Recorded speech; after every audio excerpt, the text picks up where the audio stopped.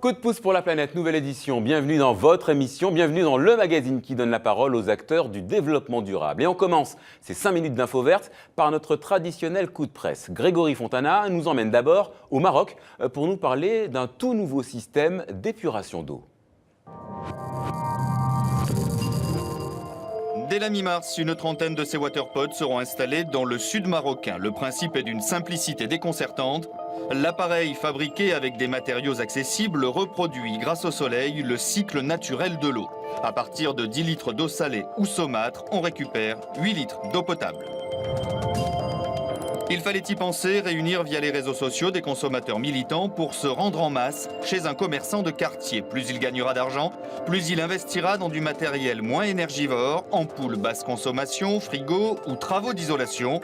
Le phénomène s'étend à une vingtaine de pays dans le monde. On appelle ça les carottes mobs et le déguisement est en option.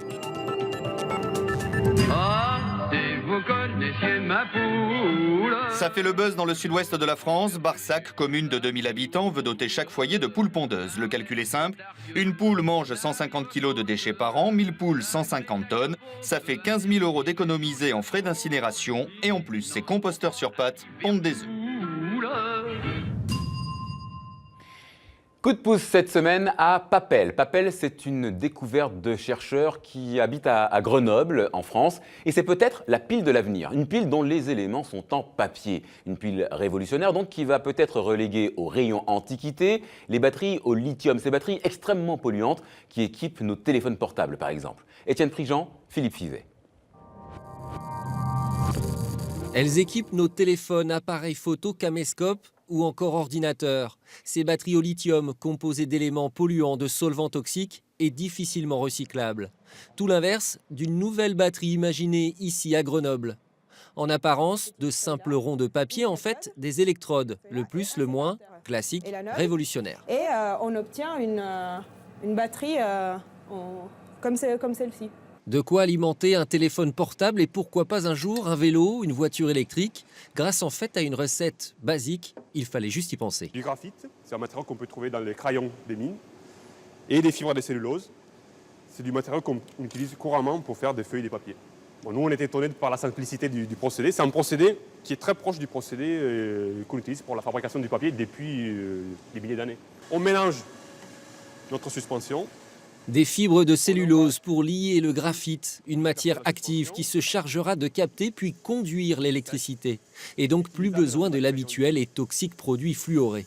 On récupère donc notre anode, donc une sorte de feuille de papier qui contient donc 90% de particules de graphite et seulement 10% de fibres de cellulose. Une batterie en papier plus légère, plus souple et des matières premières 10 fois moins chères que celles d'une batterie actuelle, le tout 100% biodégradable.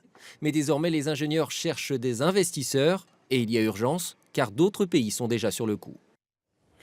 Coup de gueule cette semaine contre le Japon et carton rouge notamment au ministre de l'Agriculture et des Pêches. Yoshimasa Hayashi a annoncé que son pays n'arrêtera pas de pêcher la baleine. Pour lui, cette activité fait partie de la culture japonaise. Elle est importante pour l'alimentation de ses concitoyens qui doivent prendre de bonnes protéines de l'océan.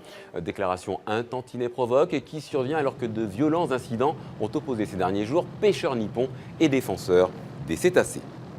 Pour finir, coup de chapeau au maire de New York. Michael Bloomberg veut créer 10 000 bornes de rechargement pour les véhicules électriques au cours des 7 prochaines années. D'après lui, les véhicules électriques seront de plus en plus utilisés au fil du temps.